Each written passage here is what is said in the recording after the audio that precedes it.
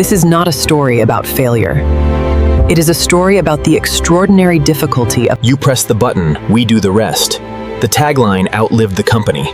Some ideas are more durable than the enterprises built around them.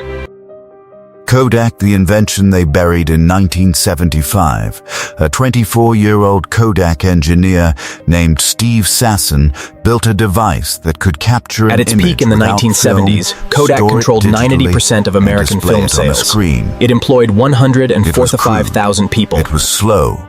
It weighed more than a brick. But it worked. And it was unmistakably the future of photography. Kodak's management saw the demonstration. They understood what it was. They commissioned a study. The study confirmed that digital photography would eventually replace film.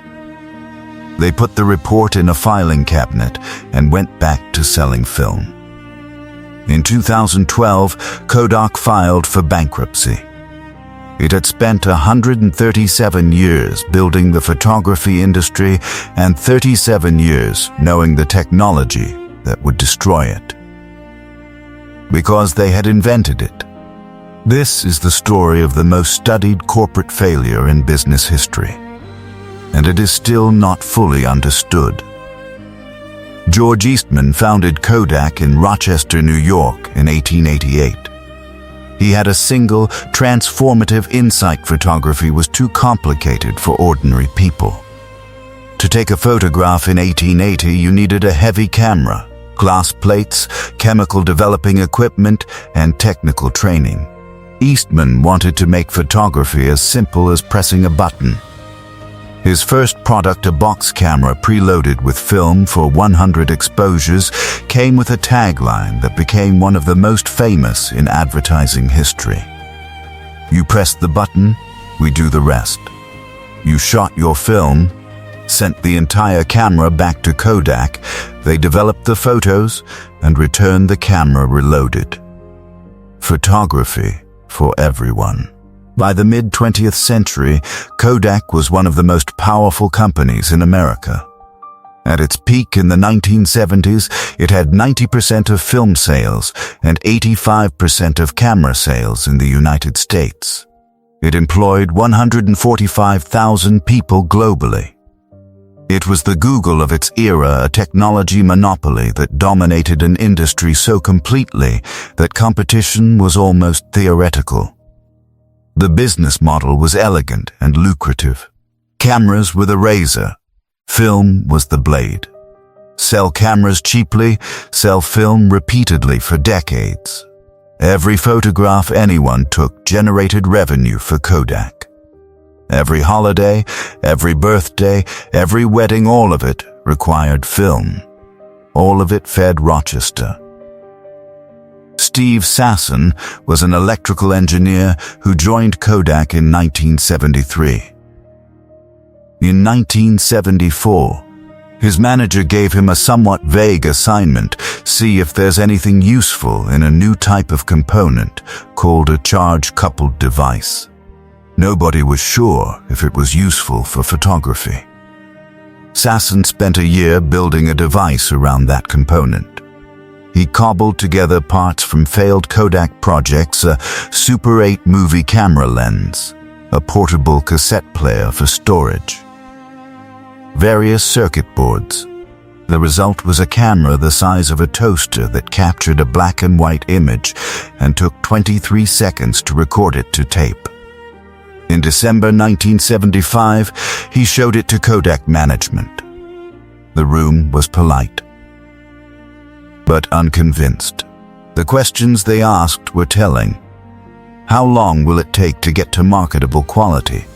When Sasson said 15 to 20 years, they lost interest. What will the resolution be? Not good enough to replace film for decades. How much will it cost? Far more than a film camera for the foreseeable future. Every answer was technically accurate. Every answer justified a decision not to invest. The project was shelved. The patent was filed. Kodak understood they had invented something, but it was treated as an insurance policy. not a product roadmap. Here is the uncomfortable truth about Kodak's decision. It was not stupid. It was rational. Perfectly rational. And that is exactly why it destroyed them. In 1975, Kodak's film business generated margins above 70%. A roll of film cost pennies to produce and sold for dollars.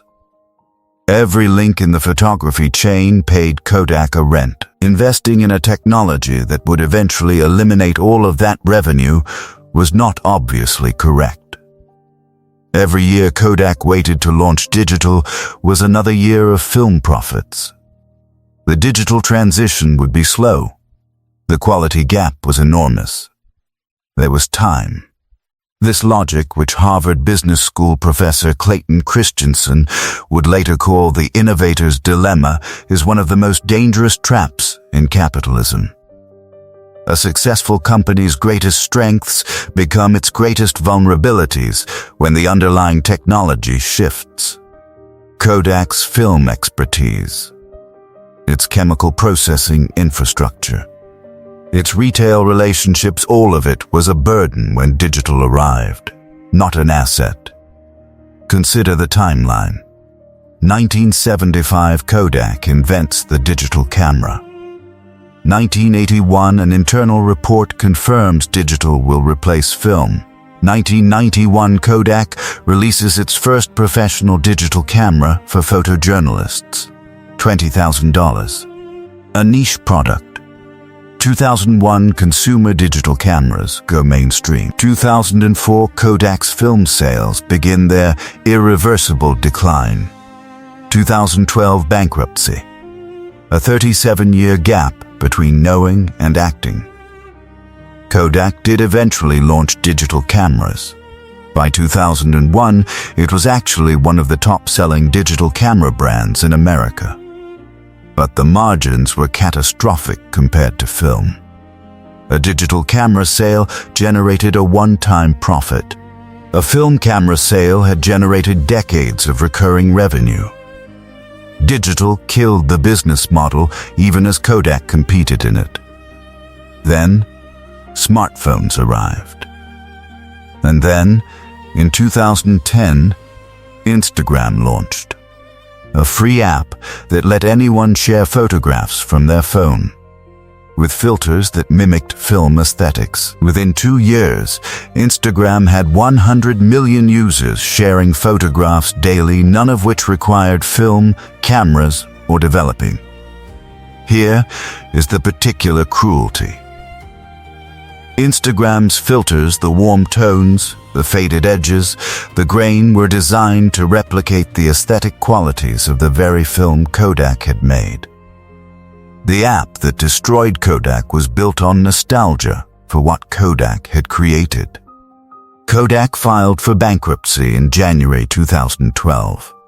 It emerged as a much smaller company focused on commercial printing and packaging.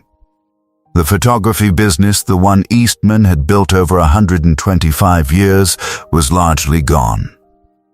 Steve Sasson was awarded the National Medal of Technology and Innovation by President Obama in 2009. He has said in interviews that he doesn't blame Kodak's management for shelving his invention in 1975. It was a logical decision. They just couldn't imagine a world without film. That inability to imagine that failure of vision, or perhaps too clear a vision of the present, is the most common cause of corporate death in history. Not incompetence, not laziness, not bad products. The inability to destroy what you've built before someone else does it for you. Kodak held the patent for digital photography. They licensed it to Sony, Canon, and Nikon, the very companies that would build the cameras that made Kodak's film obsolete. They collected licensing fees while the walls fell down around them. You press the button, we do the rest. In the end, it was someone else pressing the button. And there was nothing left for Kodak to do. The world is not controlled by the strongest people. It is controlled by those who understand psychology. This channel is in the hidden mind